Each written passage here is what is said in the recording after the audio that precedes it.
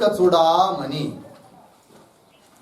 विवेक चूड़ामणि ग्रंथ में श्लोक नंबर 186 बराबर विज्ञानमय कोश का विचार अभी करना है। श्लोक को पढ़ते हैं। बुद्धिर्बुद्धीन्द्रियैः सार्धम्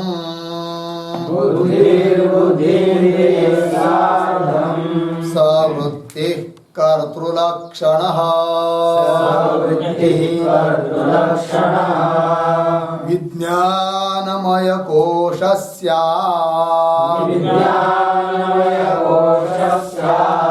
पुंसः संसार कारणम् बुद्धिर्बुद्धीन्द्रियैः सार्धम् सवृत्तिः कर्तृलक्षणः विज्ञानमय कोशस्य पुंसः संसार कारणम्। बैठने का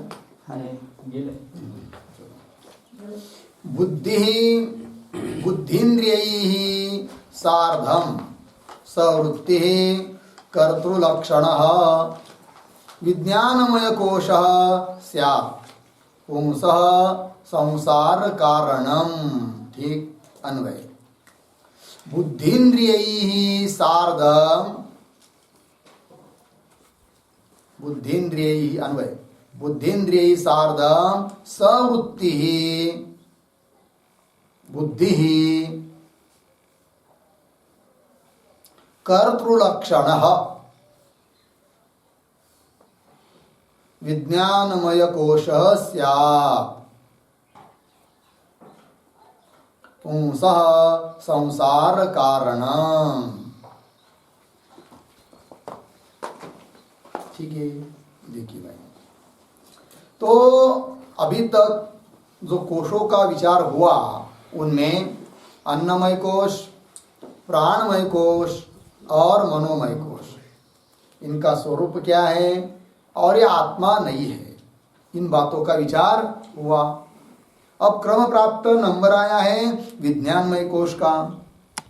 अब ये विज्ञानमय कोश का स्वरूप क्या है और ये विज्ञानमय कोश भी आत्मा नहीं है, इन बातों को कहना है। तो विज्ञानमय का स्वरूप क्या है, उसका कार्य क्या है, ये सब पहले बताएंगे। तो कह रहे हैं बुद्धिन्द्रिय सार्धम। सार्धम सार्धम का अर्थ है सह। सह सार्धम साकम समम शब्द गए ना, सह अर्थ है सात। और उसके पीछे शब्द आया बुद्धिन्द्रिय। तो बुद्धिन्द्रिय ही सार्धम। बुद्धिन्द्रिय मतलब तो बुद्धिन्द्रिय ही का अर्थ लिखिए श्रोत्रादिभिः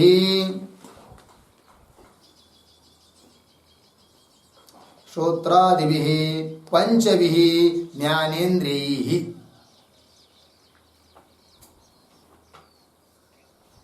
पंचभिः ज्ञानेन्द्रियैः। ठीक, देखिए भाई, श्रोत्रादिभिः पंचभिः ज्ञानेन्द्रियैः, बुद्धिन्द्रिय का अर्थ हुआ। तो क्या तात्पर्य निकला, बुद्धिन्द्रिय अर्थात श्रोत्रादि जो 5 ज्ञानेन्द्रिय उनके साथ सार्धम साथ सवृत्ति ही बुद्धि ही, वृत्ति सहित जो बुद्धि, उसको कहते हैं क्या, विज्ञानमय कोश। तो विज्ञानमय कोश का स्वरूप क्या हुआ, 5 ज्ञानेन्द्रिय और बुद्धि, कुल मिलाकर कितने हुए 6। इनको कहते हैं क्या, विज्ञानमय कोश। अब ज्ञानेन्द्रिय तो समझ में आ गए 5, श्रोत्रादि, श्रोत्र चक्षु आदि, किंतु बुद्धि, तो बुद्धि के लिए यहाँ पर विशेषण दिया है एक।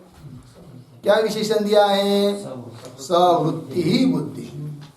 सवृत्ति का मतलब क्या, तो वृत्ति सहित। कैसी वृत्ति लिखते हैं उस पर, वृत्त्या वृत्त्या निश्चयात्मिकया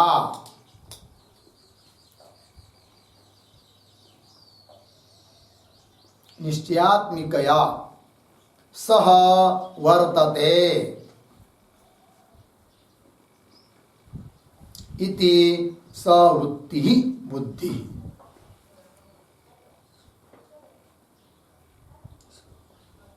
सवृत्ति बुद्धि। ठीक है जी।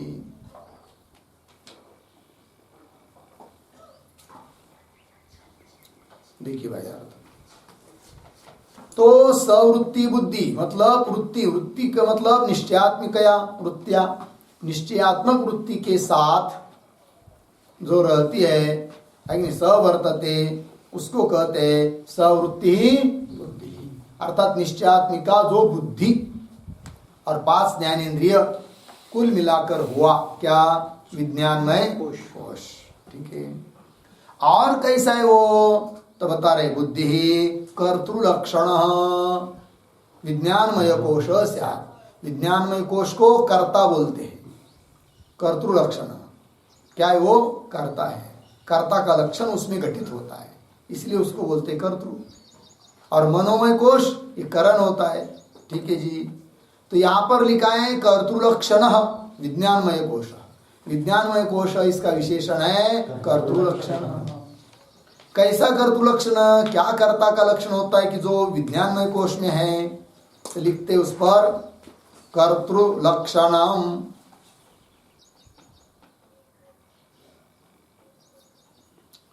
कर्तृलक्षणम ज्ञान इच्छा कृतिमत्वम।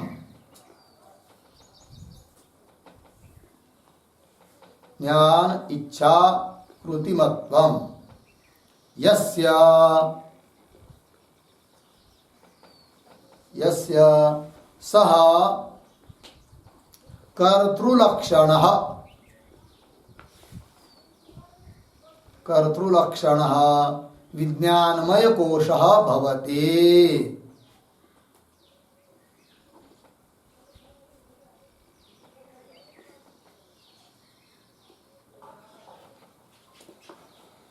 ठीक है जी। देखिए भाई क्या लिखा है, कर्तृलक्षणम, कर्ता का जो लक्षण होता है क्या, ज्ञान इच्छा कृतिमत्वम। देखिए वही कर्ता होता है, किसी भी कार्य के लिए कर्ता उसको माना जाता है जिसमें ज्ञान हो, इच्छा हो और कृतिमत्व हो, है कि नहीं। क्यों, कोई भी कार्य जब आदमी करता है तो पहले जानता है ये मुझे करना है, तो जानाती, जानने के बाद इच्छा करता है करने की, तो ज्ञान पहले हुआ, ज्ञान के बाद होती है क्या जी, इच्छा। और फिर इच्छा होने के बाद प्रयत्न आता है जिसको कृति बोलते हैं। तो ज्ञान इच्छा और प्रयत्न ये जिसमें होते हैं वही होता है क्या, कर्ता। तो उसी प्रकार यहाँ पर जो विज्ञानमय कोश है वही, उसमें ज्ञानत्व है कि नहीं, ज्ञान है, जानता है, क्योंकि बुद्धि के ये सब धर्म है। तो जानाति इच्छति यतते, तो ऐसे लक्षण वाला होने के कारण विज्ञानमय कोश को ही बोलते हैं क्या जी, कर्ता, कर्तृलक्षण। ये कह दिया कर्तृलक्षणम ज्ञान इच्छा कृतिमत्वम यस्य सह कर्तृलक्षण विज्ञानमय कोश भवति। ऐसा कौन है, विज्ञानमय कोश हुआ। तो विज्ञानमय कोश का ये स्वरूप समझ में आया, क्या करता है वो, उसका कार्य क्या है, उसका कार्य बता रहे अभी आगे।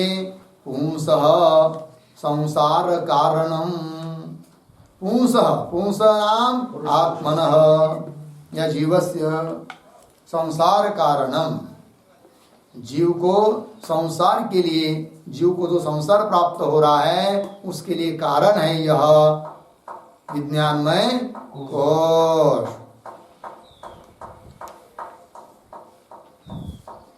ठीक है जी। अब देखिए भाई, इसके पहले वाला जो कोश था वो कौन था जी, मनोमय कोश।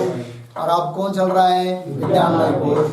मनोमय कोश में क्या क्या घटक है, 5 ज्ञानेंद्रिय और मन। मनोमय कोश में वो 5 प्राण और 5 कर्मेंद्रिय वो प्राणमय कोश में आते हैं। ठीक है ना। मनोमय कोश में क्या क्या होता है जी, 5 ज्ञानेंद्रिय और मन। और विज्ञानमय कोश में क्या है जी, 5 ज्ञानेंद्रिय और बुद्धि। ठीक है। अब प्रश्न आता है कि भाई ज्ञानेंद्रिय इधर भी है, ज्ञानेंद्रिय उधर भी है, फर्क इतना ही है कि मन उधर है, इधर बुद्धि है।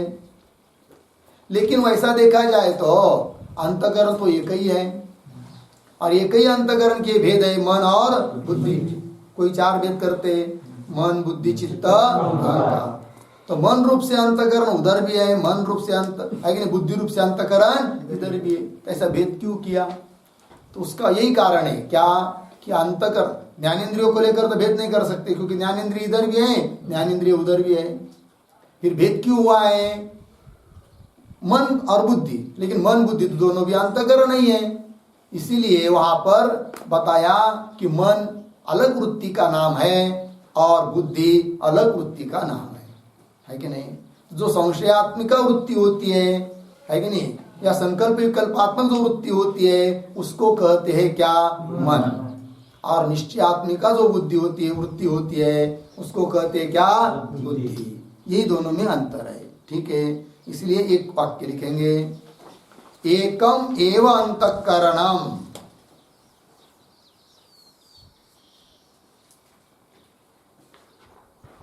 एकम एव अंतःकरणम संशयात्मक वृत्ति मत,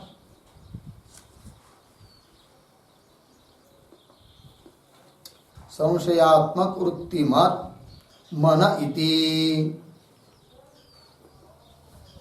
मन इति अर्धविराम, निश्चयात्मक वृत्ति मत, निश्चयात्मक वृत्ति मत बुद्धि इति कथ्यते, बुद्धि इति कथ्यते। पूर्णविराम। तत्र मनसा करणत्वम् अर्धविराम बुद्धेः कर्तृत्वम्,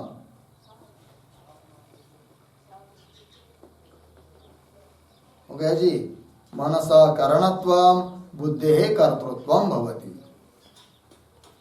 हो गया।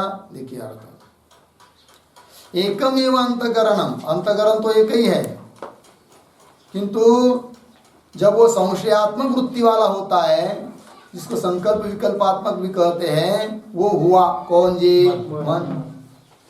और निश्चयात्मक वृत्ति वाला होता है वही अंतकरण, तब उसको कहते हैं क्या? बुद्धि। फिर उन दोनों में मन करण है और बुद्धि को कहते हैं क्या? कर्तृत्व, करता है वो, कर्तृत्व उसमें है। ये दोनों का क्या है जी? अंतर है। और ऐसा होने के कारण उसमें पूर्व प्रभाव है, बाह्य है मनोमय कोश, और उसके और थोड़ा भीतर जाएंगे तो कौन है जी? विज्ञानमय कोश। यही क्रम है सभी कोशों का। सबसे बाहर वाला सबसे स्थूल कोश कौन सा है? अन्नमय कोश है। उसके अंदर प्राणमय कोश है, और उसी से उससे भी थोड़ा सूक्ष्म उससे अंदर कौन है? मनोमय कोश। और उसके भी अंदर अंतर्मुख, और उसके भी भीतर क्या है जी? विज्ञानमय कोश। ठीक है ना? उसके लिए श्रुति भी बताती है, श्रुति भी कहती है। क्या श्रुति है? तस्मात् वा एतस्मात्,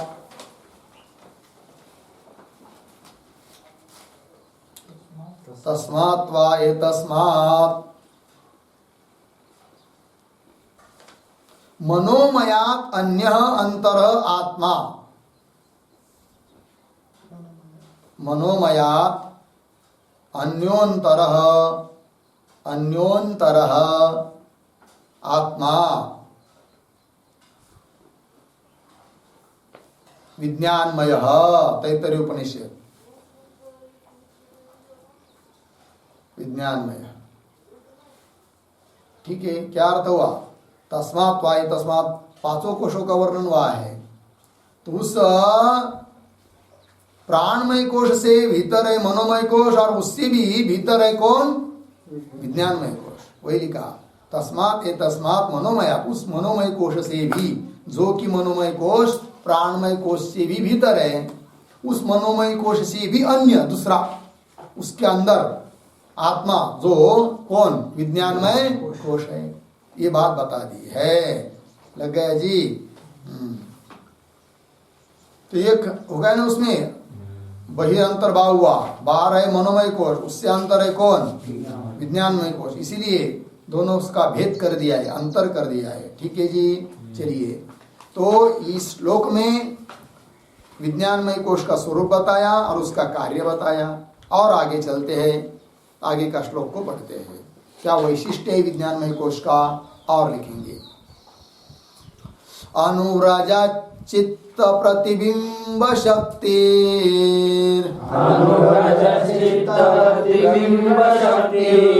विज्ञान संज्ञा प्रकृतिर्विकार,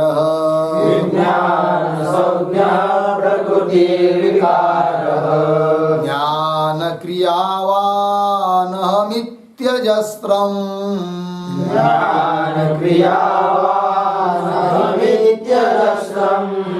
देन्द्रियादिष्वभिमन्यते भृशम्,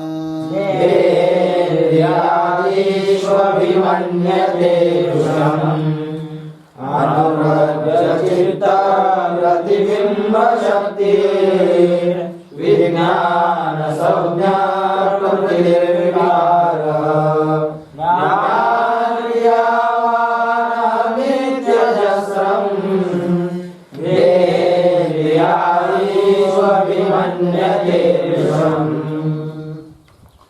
अनुरजा चित प्रतिबिंब शक्ति विज्ञानमय विज्ञान संज्ञ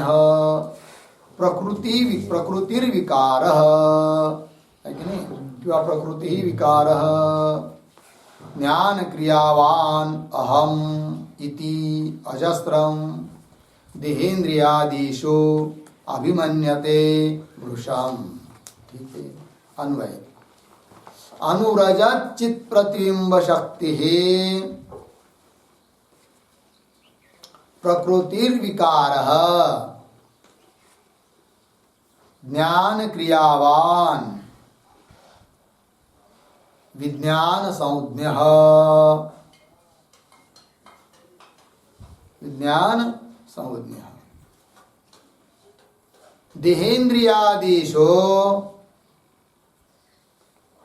देहेन्द्रियादिषु अजस्रम अहम इति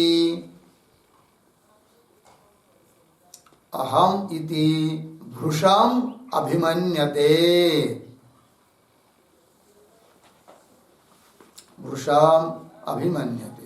हो गया जी। चलिए, तो अर्थ समझते हैं। तो क्या करता है वो विज्ञानमय कोश, कार्य क्या है उसका, उसी को बता रहे। और संसार के लिए कारण तो बता दिया, अब आगे और देखिए। अनुरजात चित प्रतिबिंब शक्ति कहा, ये विशेषण है सब किसके, हाँ, विज्ञान संज्ञ, ये विशेष पद हुआ। विज्ञान संज्ञा मतलब विज्ञान है संज्ञा जिसकी, ऐसा कौन, विज्ञानमय कोश। तो उसकी विशेषण दे रहे। तो पहला विशेषण है कौन सा, अनुरजत चित प्रतिबिंब शक्ति। दूसरा विशेषण प्रकृति विकार, प्रकृति का विकार है वो।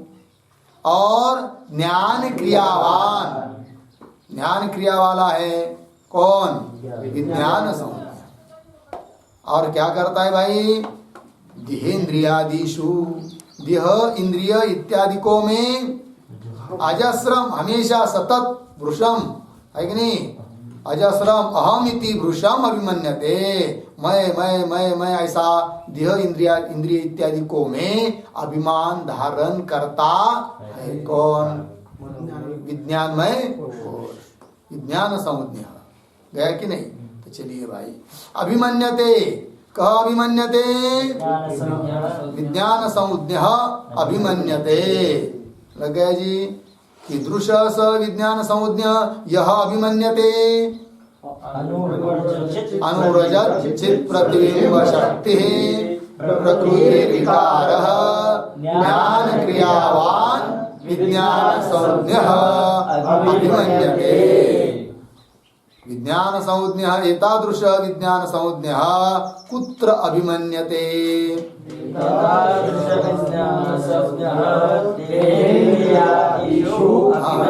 देहेन्द्रियादिषु, एतादृश विज्ञान संज्ञ देहेन्द्रियादिषु अभिमन्यते।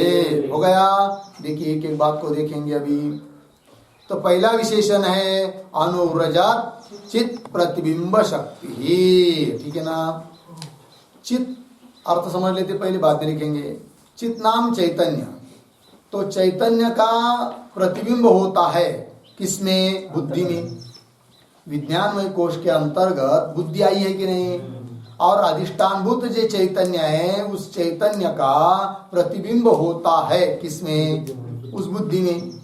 तो प्रतिबिंब अनुसरण कर रहा है बुद्धि का, बुद्धि में प्रतिबिंब हो रहा है, ये उसका मतलब हुआ।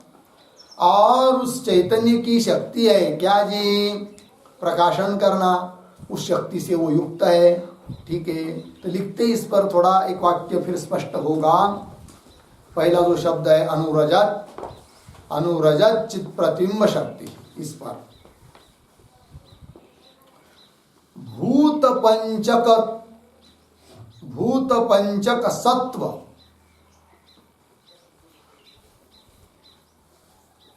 भूत पंचक सत्व समष्टि कार्यत्वात्,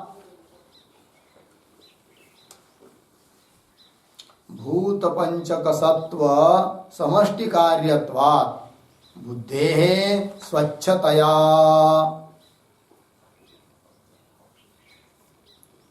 बुद्धेः स्वच्छतया तत्र चित् अवश्यं प्रतिबिंबते, तत्र चित् अवश्यं प्रतिबिंबते, अवश्यं प्रतिबिंबते इति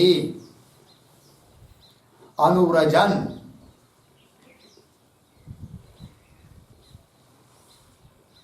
अनुव्रजन बराबर अनुसरण,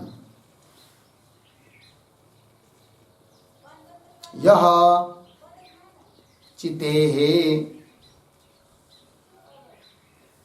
चितेः बराबर चिद्रूपस्य परमात्मनः, चिद्रूपस्य परमात्मनः प्रतिबिंबः,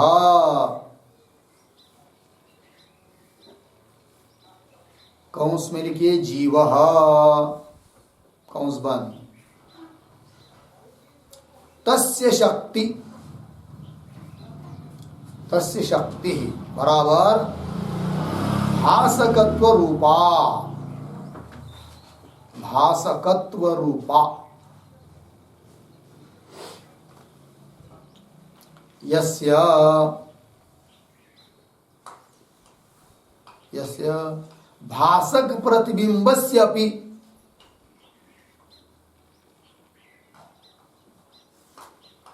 भासक प्रतिबिंबस्य अपि भासकत्वात्। ठीक अर्थ देखिए भाई। और एक वाक्य लिख लीजिए आगे, प्रसिद्धम ही लोके,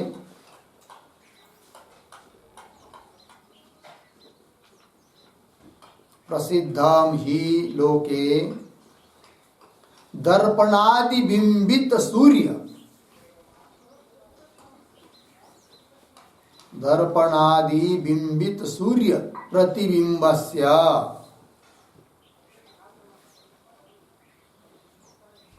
दर्पणादि बिंबित सूर्य प्रतिबिंबस्य अपि सूर्य प्रवेश अयोग्य, सूर्य प्रकाशायोग्यान्धकारावृत्त, अयोग्य अंधकारावृत्त, सूर्य प्रकाश अयोग्य अंधकारावृत्त भूविवरादिगत वस्तुभासकत्वम् इति, भूविवरादिगत वस्तुभासकत्वम् इति।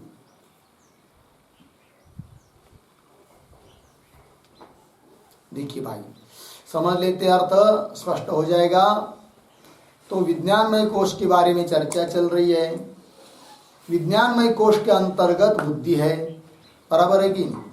कैसा है वो विज्ञानमय कोश, उसका विशेषण दिया है यहाँ पर, अनुव्रज चित प्रतिबिंब शक्ति विशेषण है किसका? विज्ञानमय कोश का।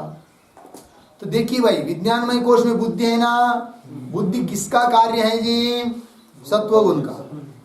5 जो महाभूत है, अपंचीकृत अवस्था में जो 5 महाभूत, उनके सभी का सत्वगुण लिया, उससे बनी है कौन? बुद्धि। और सत्वगुण का कार्य होने के कारण बुद्धि वो स्वच्छ है, और जो स्वच्छ होता है उसमें प्रतिबिंब ग्राहिता रहती है, वो प्रतिबिंब को ग्रहण करता है कि नहीं? तो जैसे दर्पण जो होता है, शीशा, अरसा, मिट्टी के ही परमाणु का कार्य है, किंतु पृथ्वी के स्वच्छ परमाणु का कार्य होने के कारण उसमें प्रतिबिंब ग्राहिता है। किसमें? दर्पण में। घट में प्रतिबिंब नहीं होगा, क्योंकि भले घट भी पृथ्वी के ही परमाणु का कार्य है, किंतु पृथ्वी के अस्वच्छ परमाणु का कार्य है। कौन? घट।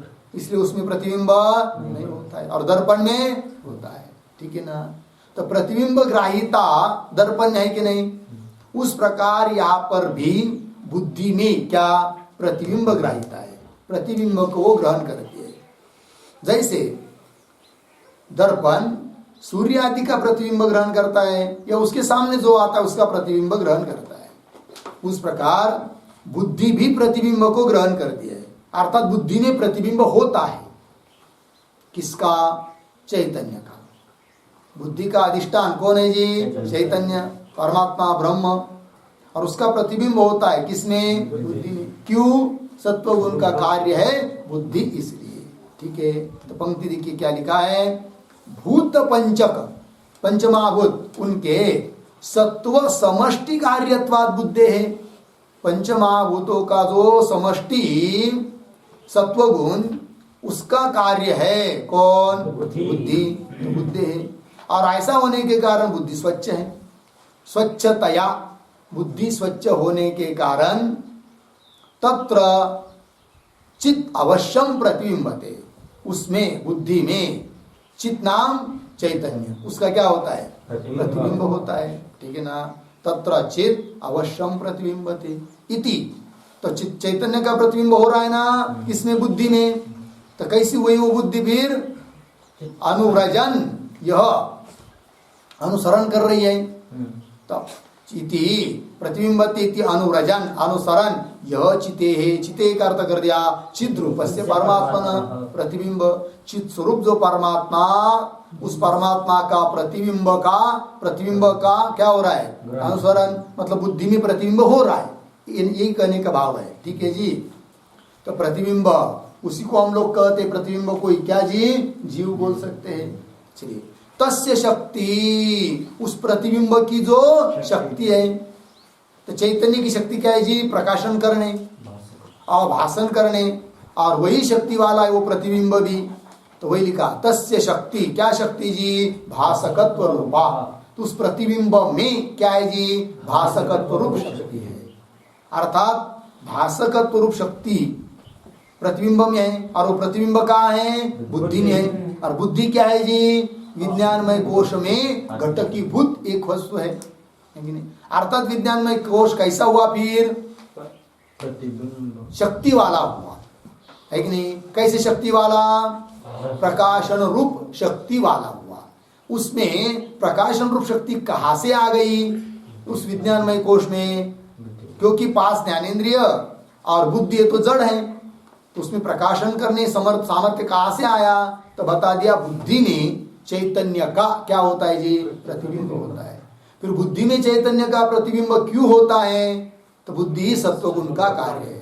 तो सत्वगुण का समष्टि सत्वगुण का कार्य बुद्धि है, इसलिए बुद्धि में चैतन्य का प्रतिबिंब होता है। और चैतन्य का प्रतिबिंब होता है ना? अर्थात वो प्रतिबिंब कैसा हुआ? चित शक्ति से युक्त है। तो क्या लिखा आगे? यह चिते है चिद रूपस्य परमात्मन, चित स्वरूप जो परमात्मा, उसका जो प्रतिबिंब जीव, तस्य शक्ति, उसकी शक्ति, प्रतिबिंब की शक्ति क्या है? भासकत्व रूपा शक्ति है, प्रकाशन करने, ये उसकी क्या है जी? शक्ति। भासकत्व रूपा यस्य भासक प्रतिबिंबस्य अपि भासकत्वात्, है कि नहीं? भासकत्व रूपा शक्ति, यस्य, वो भासकत्व रूप शक्ति है जिसकी, अभी शक्ति हम लोगों को भासकत्व रूप शक्ति कहाँ दिखाई दे रही है? प्रतिबिंब में दिखाई दे रही है कि नहीं? देखिए, तो भासकत्व रूपा शक्ति, भासकत्व रूपा शक्ति, भासकत्व रूपा यस्य भासक प्रतिबिंबस्य, भासक कौन है जी? भासक मतलब प्रकाशक, प्रकाशक कौन है यहाँ पर? प्रतिबिंब। उसमें शक्ति कौन है? प्रकाशन करने, ये उसकी शक्ति है, और उस शक्ति से युक्त है वो कौन? विज्ञानमय कोश। तो देखिए, यस्य भासक प्रतिबिंबस्य अपि भासकत्वात्, और भासक प्रतिबिंब का भी भासक वस्तुता मूल में कौन है? चैतन्य, जिसका प्रतिबिंब हो रहा है। तो मुख्य भासक है कौन? अधिष्ठानभूत चैतन्य आत्मा ब्रह्म, किंतु उसका ही प्रतिबिंब हो रहा है किसमें? बुद्धि में। इसलिए बुद्धि में जो प्रतिबिंब हो रहा है, बुद्धि उस प्रतिबिंब का अनुसरण कर रही है। उस प्रतिबिंब में भी शक्ति है, क्या जी? भासकत्व शक्ति है। और उस भासकत्व शक्ति वाला कौन हुआ फिर? विज्ञानमय कोश भी हो गया, किंतु मूल भासक कौन है जी? अधिष्ठान चैतन्य ही है। इस बात को उदाहरण देकर समझा रहे हैं। प्रसिद्धम ही इत्यादि पंक्ति के द्वारा लिखा है ना। तो देखिए, प्रसिद्धम ही लोके दर्पणादि बिंबित सूर्य प्रतिबिंबस्य अपि, सूर्य प्रवेश अयोग्य। देखिए, दर्पणादि प्रतिबिंबित सूर्य प्रतिबिंब, मुख्य प्रतिबिंब हुआ कौन? सूर्य, है कि नहीं? और रखा क्या है जी आगे? दर्पण, आईना। उस आईने में, दर्पण में सूर्य का प्रतिबिंब होता है कि नहीं? होता है। अब उस प्रतिबिंब में भी भासकत्व शक्ति है, प्रकाशन करने रूप शक्ति है उस दर्पण में पड़े हुए सूर्य के प्रतिबिंब में, है कि नहीं? कैसे? तो उसको उदाहरण से समझा रहे हैं। समझ लीजिए, आपने बोर लिया, बोर पता है? ट्यूबवेल, खेत में बोरिंग होती है ना, पानी निकालने के लिए, वो होता है। बहुत गहरा होता है, 200 फीट, 300 फीट, 500 फीट तक भी चला जाता है, ज्यादा भी होता है। ठीक है जी। अब अंदर हमको देखना है, झांक कर देख रहे हैं, वो भी दोपहर में देख रहे हैं, जबकि सूर्य ऊपर है, माथे पर है, देख रहे हैं, तो भी नहीं दिखाई देता है अंदर। कुछ थोड़ी देर तक दिखाई देता है, थोड़ी दूर तक, 10-15 फीट, 20 फीट, उसके आगे अंधेरा अंधेरा दिखाई देता है, कुछ नहीं दिखाई देता है, जल नहीं दिखाई देता है नीचे का। फिर क्या करना पड़ता है? तो कुछ बच्चे लोग क्या करते हैं? दर्पण ले आते हैं, शीशा, आरसा, है कि नहीं? फिर उस आईने को ले आते हैं, फिर ऐसे हिसाब से चमकाते हैं कि सूर्य का प्रतिबिंब कहाँ पड़ रहा है? किरण आईने के ऊपर, और वो उसमें प्रकाशित होकर, प्रतिबिंबित होकर जा रहा है आगे नीचे।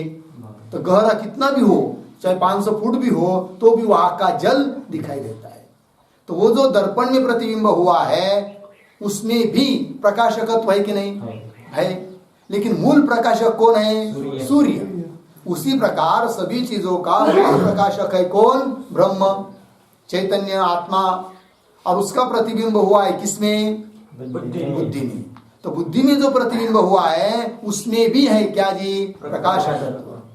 और वो प्रकाशन करने रूप शक्ति से युक्त हुआ वो प्रतिबिंब, और उस प्रतिबिंब से युक्त है कौन? वो बुद्धि। अर्थात विज्ञानमय कोश कैसा हुआ जी? प्रकाशन रूप शक्ति से युक्त। लगाना पंक्ति, तो वही लिखा है, प्रसिद्धम ही लोके दर्पणादि बिंबित सूर्य, दर्पणादि में बिंबित प्रतिबिंबित जो सूर्य, प्रतिबिंबस्य अपि, क्या? सूर्य प्रवेश अयोग्य अंधकारावृत्त, कि जहां पर सूर्य का प्रवेश नहीं हो सकता है, ऐसा अंधकार से युक्त जो चीज, उदाहरण दिया आपको, कौन? भूविवर, है कि नहीं? बोरिंग लिया, है कि नहीं? तो सूर्य प्रवेश अयोग्य, जहां पर सूर्य का प्रवेश नहीं हो सकता है, ऐसा जो, है कि नहीं, अंधकार से आवृत्त भूविवर आदि, विवर, है कि नहीं? भूविवर आदि, कि वहां पर विवरगत जो वस्तु है, जल आदि, उसका प्रकाशकत्व उसमें होता है, प्रतिबिंब में होता है, होगा कि नहीं? उस प्रकार। तो क्या शब्द आया है मूल में? अनुव्रजत, चित प्रतिबिंब शक्ति ही कह विज्ञान संज्ञा, मतलब विज्ञानमय कोश। कैसा है विज्ञानमय कोश जी? अनुप्रजत चित प्रतिबिंब शक्ति ही, अनुसरण करनारी जो चैतन्य के प्रतिबिंब की प्रकाशन रूप शक्ति है, उस शक्ति से वो युक्त है। और कैसा है जी? कैसा है तो कह रहे प्रकृति विकार, प्रकृति का विकार है। प्रकृति नाम माया, माया का विकार है। विकार मतलब कार्य है कि नहीं? कौन? विज्ञानमय कोश। तो प्रकृति विकार है, इसका अर्थ लिखते हैं प्रकृते है बराबर मूल प्रकृते है अविद्याया, प्रकृते है बराबर मूल प्रकृते है अविद्याया विकार।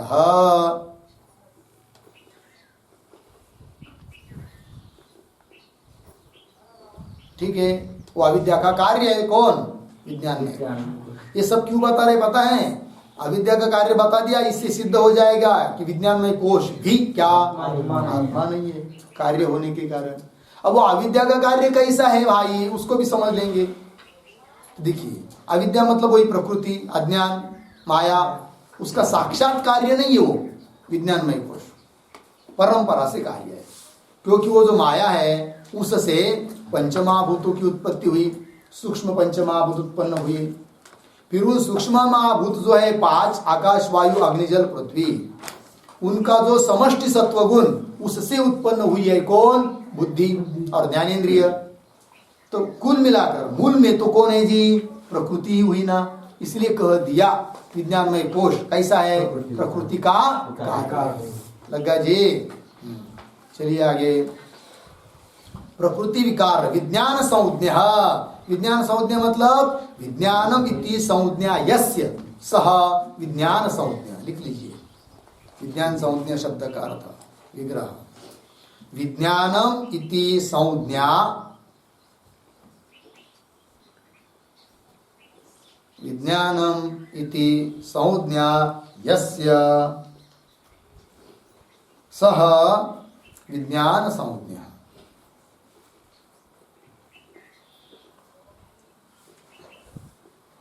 हो गया जी। विज्ञान यह है संज्ञा जिसकी, उसको बोलेंगे क्या? विज्ञान संज्ञा। ठीक है, आगे प्रकृति विकार के बाद एक शब्द आया था ना, और ज्ञान क्रियावान, ये भी एक विशेषण है उसका। किसका? विज्ञान, विज्ञानमय कोश का, है कि नहीं? ज्ञान क्रियावान, ज्ञान और क्रिया से युक्त है। तो बोलेंगे कौन सा ज्ञान, कौन सी क्रिया जिससे युक्त है वो विज्ञानमय कोश। तो लिखते एक वाक्य, ज्ञानम बराबर वृत्त्यात्मकम।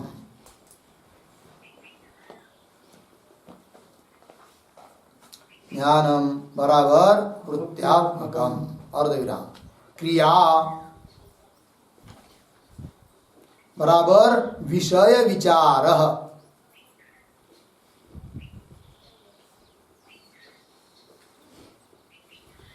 विषय विचार बराबर किंवा डैश देकर विषय विचार ध्यान, लोकांतर गमनादि रूपा, लोकांतर गमनादि रूपा ज्ञान क्रिये, ज्ञान क्रिये ते अस्यस्तः, ते अस्यस्तः इति ज्ञान क्रियावान।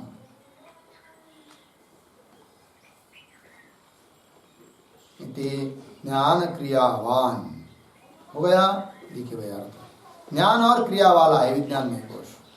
कैसे? ज्ञान, ज्ञान शब्द से क्या लिया? वृत्त्यात्मकम ज्ञान, स्वरूप ज्ञान नहीं लेना है, वृत्ति रूप ज्ञान, और उस ज्ञान से युक्त है कौन? विज्ञान में कोश। और क्रिया मतलब क्या जी? तो क्रिया शब्द का एक अर्थ हुआ विषय विचार, विषयों के बारे में जो विचार, तो वही विचार रूप क्रिया कौन, किसमें हो रही है? विज्ञानमय कोश में हो रही है। तो ज्ञान वाला भी हुआ विचार, और क्रिया वाला भी हुआ कौन? विज्ञानमय कोश। तो विषय विचार क्यों? ध्यान, ये भी क्रिया ही है, और वो किसका धर्म है? विज्ञानमय कोश का। इसलिए क्रिया वाला हुआ कौन? विज्ञानमय कोश। समझ में आया जी? हाँ, विज्ञानमय कोश के अंतर्गत है ना बुद्धि। ठीक है।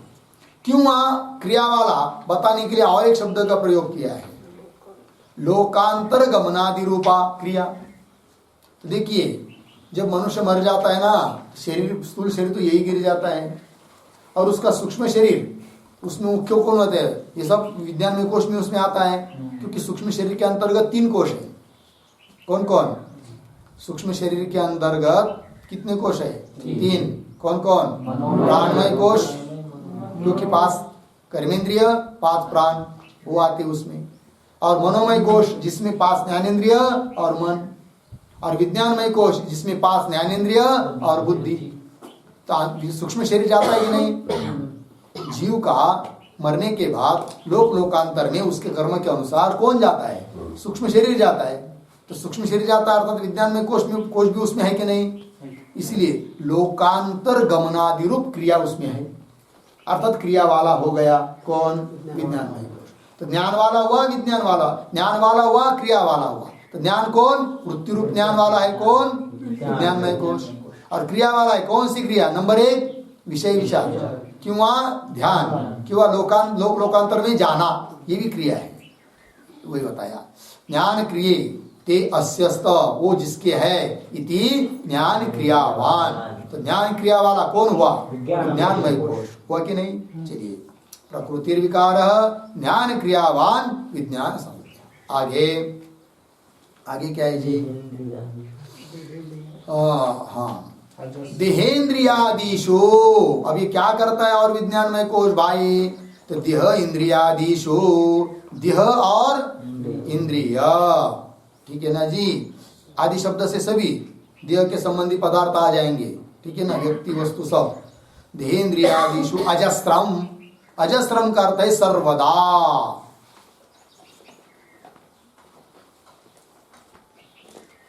सर्वदा कौंस में लिखिए, जागृत स्वप्नयो हो।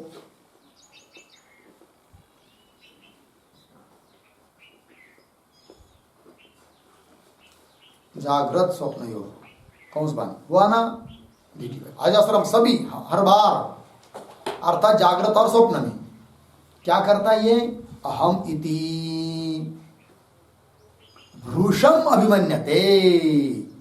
अहम अहम, मैं ऐसा भ्रूषम, भ्रूषम का अर्थ लिखिए अत्यंतम,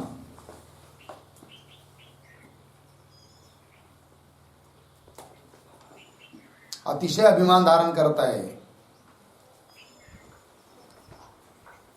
होगा ना? देखिए भाई, तो देहेन्द्रियादिषु भ्रूषम अभिमन्यते, अत्यंत अभिमान धारण करता है। कौन? विज्ञानमय कोश। कहा? देह इंद्रियादियों में। यदि विज्ञानमय कोश नहीं रहेगा तो देहादियों में अहम ऐसा अभिमान उत्पन्न ही नहीं होगा। इसी के कारण होता है, विज्ञानमय कोश के कारण, क्योंकि बुद्धि के बिना अभिमान हो नहीं सकता। ठीक है ना जी? तो चलिए, अभिमन्यते है नहीं? कैसा अभिमान धारण करता है जी? अहम मनुष्य, अहम स्थूल, अहम गच्छामि, अहम पुरुषः, इस प्रकार से अभिमान धारण करता है, तादात्म्य अभिमान धारण करता है। लग गए जी? ये हुआ विज्ञानमय कोश के बारे में चर्चा। ठीक है जी? और क्या होता है, कैसा होता है विज्ञानमय कोश, इसका विचार आएगा आगे के श्लोक में, उसका विचार हम लोग कल करेंगे। ओम पूर्णमदः पूर्णमिदं पूर्णात् पूर्णमुदच्यते पूर्णस्य पूर्णमादाय पूर्णमेवावशिष्यते। ओम शांति शांति